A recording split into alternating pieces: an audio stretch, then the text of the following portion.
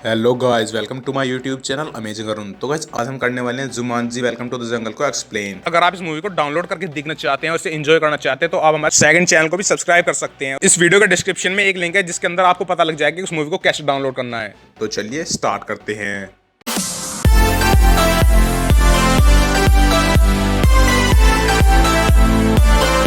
Guys movie की starting में हमें दिखाया जाता है 1996 का सीन, जहां पर हम देखते हैं एक बीच के पास एक लड़का रनिंग कर रहा होता है। उस लड़के का नाम एलेक्स होता है और उसे वहां पर एक गेम मिलता है जो कि एक बोर्ड गेम होता है और उसके ऊपर लिखा होता है जुमांजी। और फिर वो उस गेम को अपने घर ले आता है, लेकिन वो उसे खोलकर नहीं देखता है और उसे साइड में रख देता है। जिसके बाद वो अपना वीडियो गेम खेलने लगता है क्योंकि उसे वीडियो गेम में ज्यादा इंटरेस्ट था।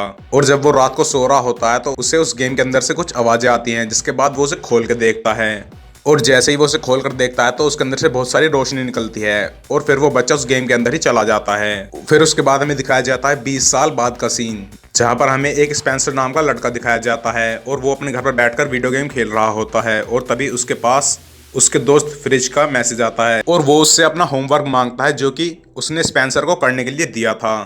जिसके बाद वो उसे एक जगह पर बुलाता है जिसका नाम फ्रीक हाउस होता है। और उस घर को फ्रीक हाउस इसलिए कहा जाता था क्योंकि 20 साल पहले वहीं से एलेक्स उस गेम के अंदर गायब हो गया था। अब स्पेंसर फ्रिज का होमवर्क लेकर फ्रीक हाउस के पास पहुंच जाता है और उसे उसका होमवर्क दे देता है और फिर वो दोनों अपने स्कूल के लिए निकल जाते हैं। अब दूसरी तरफ हम देखते हैं कि एक लड़की होती है जिसका नाम बेथनी होता है और वो सोशल मीडिया एडिक्ट होती है और वो सोशल मीडिया से ज्यादा जुड़ी रहती थी। दूसरी तरफ हमें दिखाया जाता है कि मार्था नाम की लड़की होती है जो कि स्पोर्ट्स क्लास में होती है, लेकिन उसका स्पोर्ट्स में कोई भी इंटरेस्ट नहीं था, इसलिए वो वहां पर कुछ भी नहीं कर रही होती। और फिर वो अपनी स्पोर्ट्स टीचर के साथ बहस करने लगती है, जिसके बाद वो भी उसे पनिश करने के लिए प्रिंसिपल के पास ले जाती हैं। फिर हमें स्कूल के अंदर एक सीन दिखाया जाता है जहां पर बेथनी अपनी क्लास के अंदर बैठी होती है और वो वहां पर वीडियो कॉल पर बात कर रही होती है। तभी उसकी टीचर उसके पास आती है और वो उसे ऐसा करने के लिए पनिश कर देती है और उसे प्रिंसिपल के पास ले जाती है। और हम देखते हैं कि वहां पर पहले से ही स्पेंसर और फ्रिज बैठे होते हैं क्योंकि टीचर्स को पता लग जाता है कि फ्रिज का होमवर्क स्पेंसर ने किया है। जिसके बाद उन चारों को पनिश करा जाता है। अब उस स्कूल के प्रिंसिपल उन चारों बच्चों को एक पुराने से रूम के अंदर ले आते हैं और वो उन्हें वहां पर उन मैगजीन से स्टेपल पेन हटाने के लिए कह देते हैं, जिसके बाद वो वहां से चले जाते हैं। अब हम देखते हैं कि वहां पर फ्रिज को एक वीडियो गेम दिख जाता है जो कि एक पुराना सा वीडियो गेम होता है और हमें पता चलता है कि वो वही वीडियो गेम है जो कि जुमांजी बॉक्स का था। और फिर फ्रिज स्पेंसर को उस वीडियो गेम को दिखाता है क्योंकि स्पेंसर बहुत वीडियो गेम खेलता था और उसे इस बारे में नॉलेज थी। जिसके बाद बेथनी, स्पेंसर और फ्रिज तीनों उस गेम को खेलने के लिए तैयार हो जाते हैं और फिर वो मार्था को भी उस गेम को खेलने के लिए इनवाइट करते हैं। जिसके बाद मार्था भी उनके साथ उस गेम को खेलने के लिए आ जाती है और फिर वो सब अपना कैरेक्टर चुनते हैं और फिर वो वहां पर जेफरॉन सीप्लेन मैकडोनल्ड कैरेक्टर को चूज करने की कोशिश करते हैं, लेकिन वो कैरेक्टर पहले से किसी ने चूज कर रखा होता है। जिसके बाद हम देखते हैं कि अब फ्रिज वहां पर चूज कर लेता है फ्रैंकलिन माउस फिनबार को, स्पेंसर वहां पर चूज करता है डॉक्टर स्मोल्डर ब्रेवस्टोन को, बेथनी वहां पर चूज करती है प्रोफेसर सैली ओब्रोन को और फिर मार्था वहां पर चूज कर लेती है रूबी राउंडहाउस को। लेकिन एकदम से उस गेम के अंदर स्पार्क होता है और वो सब उस गेम के अंदर चले जाते हैं और फिर वो गेम बंद हो जाता है। अब वो सब एक जंगल के अंदर जाकर गिरते हैं जहां पर उन सबको पता चलता है कि वो सब अब अपने अपने कैरेक्टर के अंदर आ गए हैं। अब वो सब अपने अपने कैरेक्टर को देखकर हैरान हो रहे होते हैं और तभी बेथनी वहां पर अपने कैरेक्टर को देखने के लिए पानी के अंदर झांकती है और तभी वहां पर एक हिप्पोपोटामस आता है और वो उसे खा जाता है। लेकिन तभी हम देखते हैं कि वो फिर से आसमान से आकर नीचे गिर जाती है और उन्हें पता चलता है कि उनके हाथ पर जो साइन बने हैं वो कोई साइन नहीं है बल्कि वो उनकी लाइफ है। और उसे पता चलता है कि उनके पास केवल 3-3 लाइफ हैं और फिर बेथनी को पता चलता है कि उसकी एक लाइफ खत्म भी हो चुकी है। अब हम देखते हैं कि वो सब भाग रहे होते हैं और तभी उनके पास एक नाजिल नाम का बंदा आ जाता है जो कि एक नॉन प्लेयर कैरेक्टर होता है, यानी कि एनपीसी होता है। और वो उन सबको अपनी कार में बैठाकर वहां से ले जाता है और फिर वो उन सबको बताता है कि आप सबको यहाँ पर जुमांजी की रक्षा करने के लिए बुलाया गया है। और फिर वो उसे बताता है कि वैन प्लेट नाम के आदमी ने एक हीरा चुरा लिया है जो कि वहां के जैगवार की आंख के ऊपर लगा था।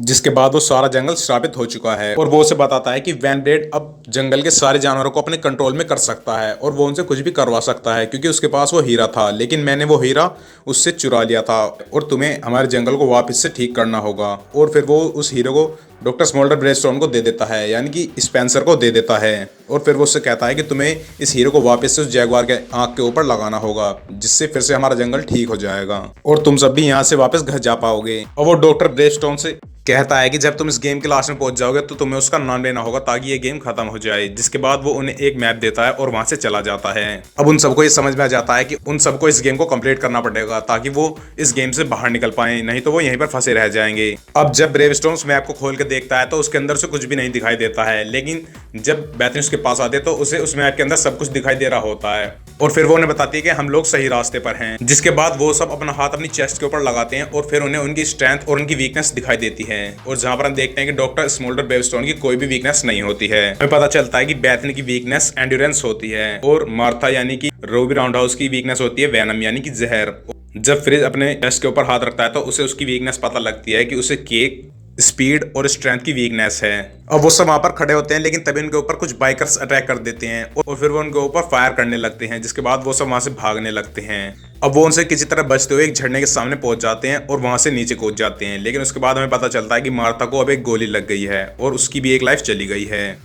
और फिर हम देखते हैं कि अब स्पेंसर और फिश दोनों के बीच लड़ाई हो जाती है, क्योंकि फ्रिज स्पेंसर को ही कारण मानता था उस गेम के अंदर आने का। और फिर वो उससे कहता है कि तुमने हमें यहाँ पर फंसा दिया है। जिसके बाद वो स्पेंसर यानी कि डॉक्टर ब्रेवस्टोन को उस खाई के ऊपर से धक्का दे देता है जहां पर वो खड़े होते हैं और फिर उसकी भी एक लाइफ चली जाती है। अब वो चारों मैप के सहारे एक मार्केट के अंदर पहुंच जाते हैं, जो कि एक बहुत बड़ा बाजार होता है और वहीं पर उन्हें उस मैप का दूसरा टुकड़ा मिलने वाला होता है। फ्रिज एक केक खा लेता है, लेकिन वो उसकी वीकनेस होती है जिसके कारण वो वहां पर फट जाता है और ब्लास्ट हो जाता है और फिर उसकी भी एक लाइफ कम हो जाती है। अब उन सब के पास वहां पर एक बच्चा आता है और वो उन सबको अपने साथ ले जाता है और वो उन्हें उस जगह का पता दिखाता है जहां पर वो मैप का दूसरा टुकड़ा होता है। अब वो सब एक कमरे के पास पहुंच जाते हैं और उसके अंदर एक बॉक्स रखा होता है। जिसके बाद वो सब स्पेंसर को आगे कर देते हैं और उससे उस बॉक्स को खोलने के लिए कहते हैं। और स्पेंसर जब उस बॉक्स को खोलता है तो उसके अंदर से एक खतरनाक सांप निकलता है जो कि बहुत जहरीला होता है। और फिर बेथनी उससे आंख मिलाने की कोशिश करती है ताकि वो उसे चकमा देकर उस मैप के टुकड़े को वहां से निकाल पाए, लेकिन बेथनी ऐसा नहीं कर पाती। जिसके बाद डॉक्टर ब्रेवस्टोन यानी कि स्पेंसर उस सांप को पकड़ लेता है और फिर फ्रिज उसके दांतों को तोड़ देता है जो कि जहरीले होते हैं। अब जब वो उस बॉक्स के अंदर देखते हैं तो उन्हें वहां पर कोई भी मैप नहीं मिलता है। उन्हें वहां पर एक छोटा सा हाथी मिलता है और वहां पर एक पेज मिलता है जिसके ऊपर लिखा होता है कि जब तुम हाथी को देखो तो चढ़ाई शुरू कर देना। और फिर जैसे ही वो उस रूम से बाहर आते हैं तो वहां पर फिर से कुछ बाइकर्स आ जाते हैं जो कि उनके ऊपर अटैक करने लगते हैं। अब वैन ब्लेड वहां पर फिर से पहुंच जाता है और वो डॉक्टर ब्रेवस्टोन से कहता है कि तुम मुझे वो हीरा वापस कर दो और फिर मैं तुम्हें जिंदा छोड़ दूंगा। लेकिन वो ऐसा नहीं करता और तभी हम देखते हैं कि वहां पर एक और बंदा आ जाता है जिसका नाम एलेक्स होता है और वो वही लड़का होता है जो कि 20 साल पहले उस गेम के अंदर आ गया था और वापस नहीं निकल पाया था। जिसके बाद वो उन सबकी मदद करता है और उन्हें वहां से भगा कर ले जाता है। अब वो उन्हें फिर से एक जंगल में ले आता है जहां पर एक छोटा सा घर होता है और वो उसके अंदर ही रहता था। और हमें पता चलता है कि वही कैरेक्टर है जो कि स्पेंसर शुरू में चूज करना चाह रहा था, लेकिन वो उसे मिल नहीं पाया, जो कि एक पायलट का कैरेक्टर होता है। अब वो उन सबको बताता है कि मैं इस जंगल से पूरी तरह से वाकिफ हूँ और इसके बाद उन्हें पता लगता है कि नक्शे का दूसरा पार्ट और कोई नहीं एलेक्स ही है। और अब एलेक्स उन्हें बताता है कि मेरे पास एक ही लाइफ बची है और मैं कोई रिस्क नहीं लेना चाहता। तो हम देखते हैं कि उस गेम के अंदर पहुंचकर डॉक्टर ब्रेवस्टोन और रूबी राउंडहाउस यानी कि मार्था और स्पेंसर दोनों एक दूसरे के करीब आने लगे हैं और उन दोनों को एक दूसरे से प्यार हो जाता है। अब वो सब पहुंच जाते हैं ट्रांसपोर्टेशन शेड के पास और फिर उन्हें वहां जाकर पता चलता है कि वहां पर 2 पहरेदार होते हैं और वो वहां की रक्षा कर रहे होते हैं जो कि उन्हें अंदर जाने नहीं देते।